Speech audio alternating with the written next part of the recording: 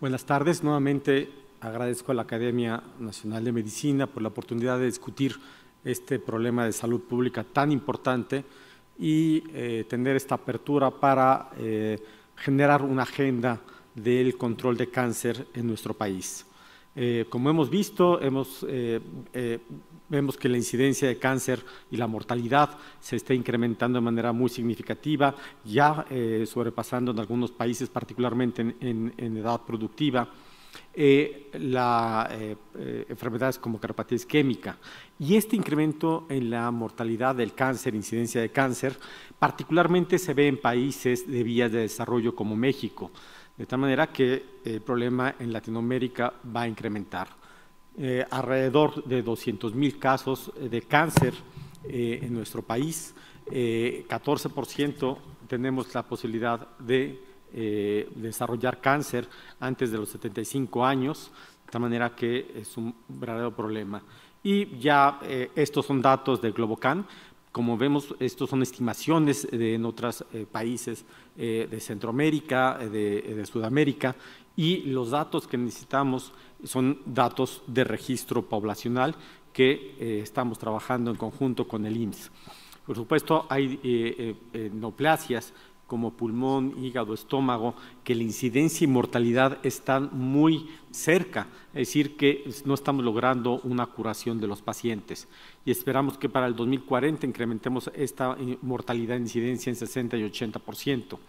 De tal manera que el desarrollo de este plan de control va a ser muy importante para mejorar el pronóstico de la enfermedad, sobrevida, disminuir los costos de la atención del tratamiento y reducir la disparidad socioeconómica de la atención del cáncer en la población mexicana. Entonces tenemos diferentes puntos como el diagnóstico, tratamiento, la priorización del tratamiento, la formación de recursos humanos y por supuesto la investigación.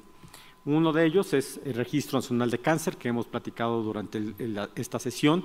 reducir la prevalencia e incidencia de factores de riesgo, incrementar el acceso a estrategias y herramientas para la detección temprana,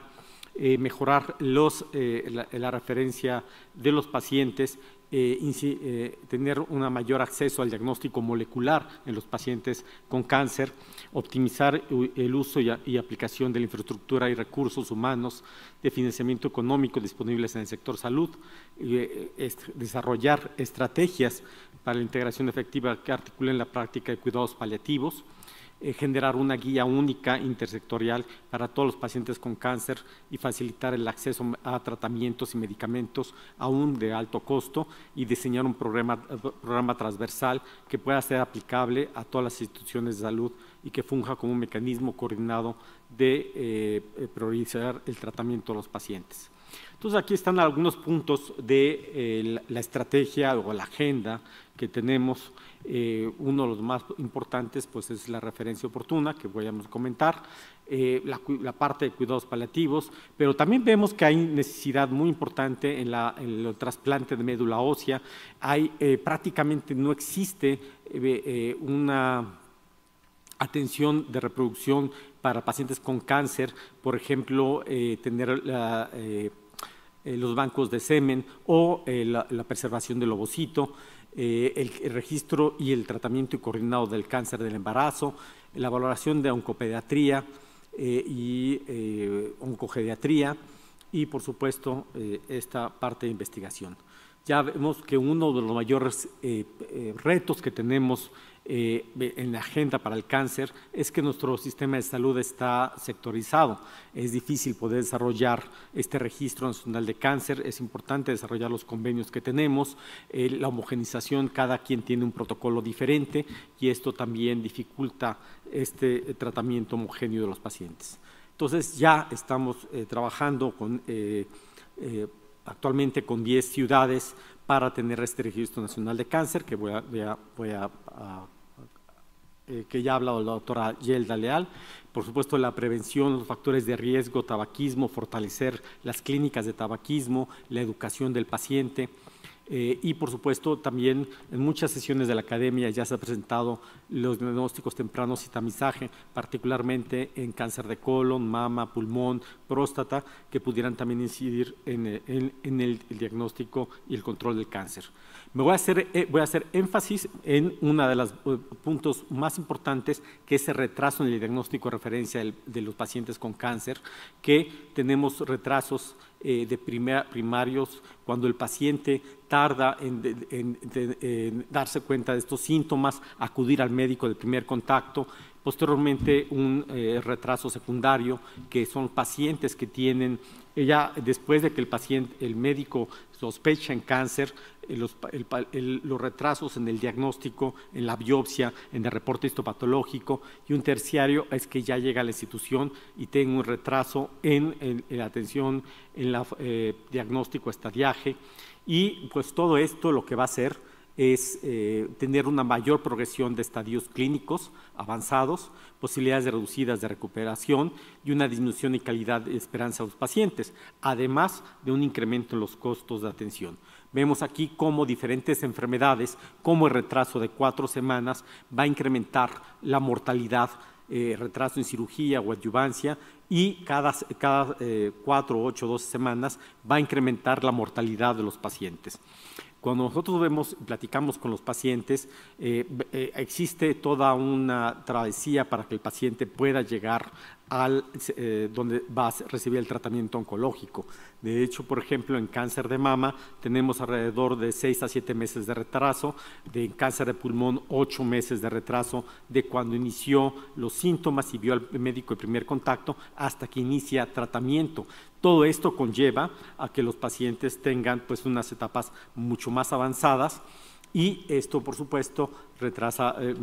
disminuye la posibilidad de sobrevida, la calidad de vida y, por supuesto, un mayor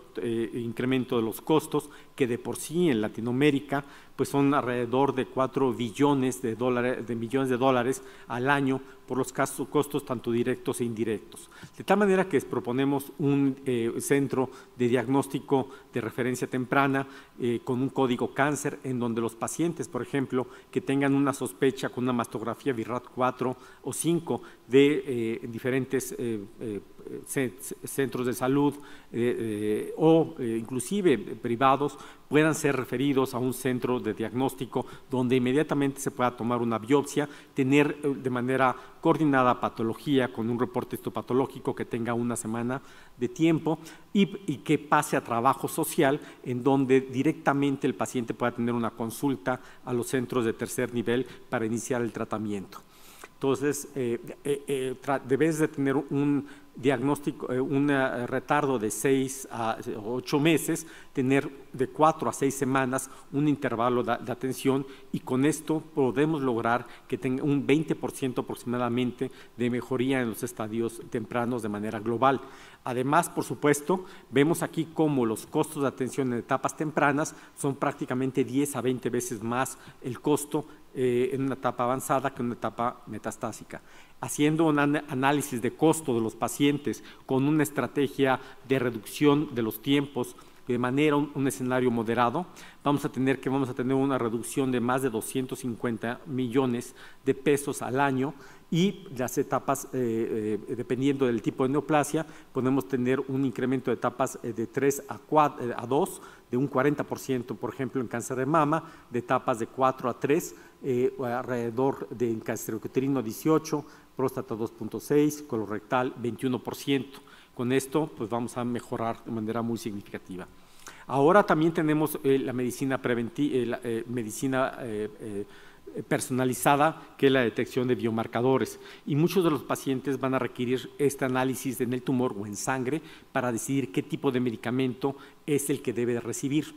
Sin embargo, no contamos con ningún centro de genotipificación público. Todo dependemos de la industria farmacéutica para estos biomarcadores, y dependemos de que ellos tengan el presupuesto para lograrlo, de tal manera que en cualquier momento podemos estar nuevamente con una falta de tecnología que nos va a llevar a una falta de medicamentos, como por ejemplo cáncer de pulmón. Vemos cómo existen alrededor de 12 mutaciones con un tratamiento específico, y que esto mejora cuando damos un tratamiento específico 3 a 4 veces la sobrevida de los pacientes.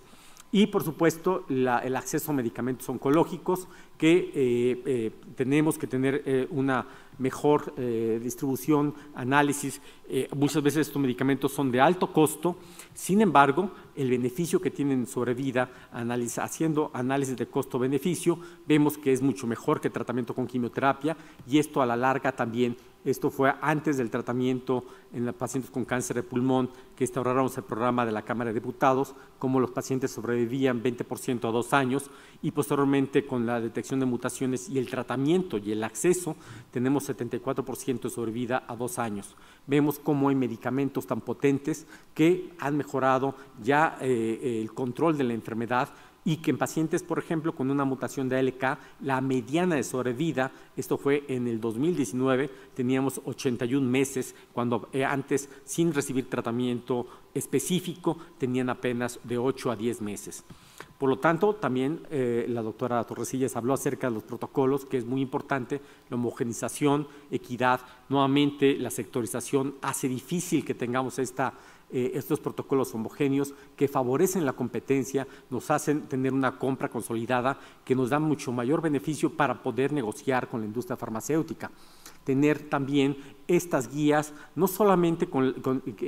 consensadas, sino que también sean basadas en guías NICE o similares a las guías NICE que fueran en México, basado en farmacoeconomía, y de esta manera tener los mejores medicamentos. Si tenemos limitación en los recursos, tener limitación en